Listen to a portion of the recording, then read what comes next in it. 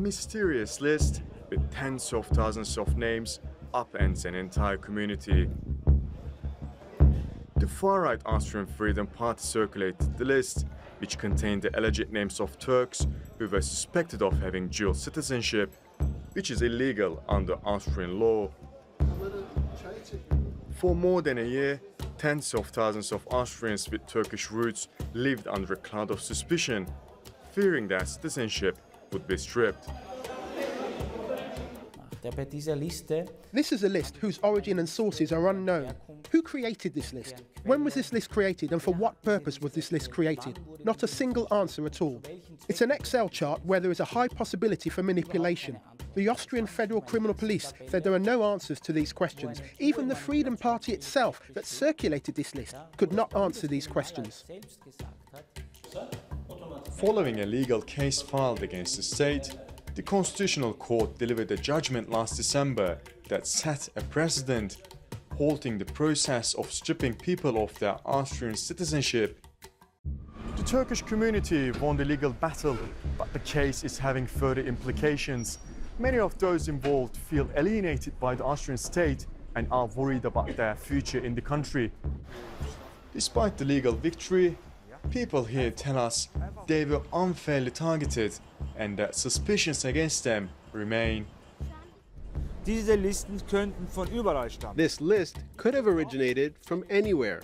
I could have written a list and incriminated some people, threatening their existence. It doesn't reflect our democracy or rule of law. Such shady lists should not be sufficient to destroy people's existence and their future. Yilmaz says he took on the fight at a time people felt abandoned.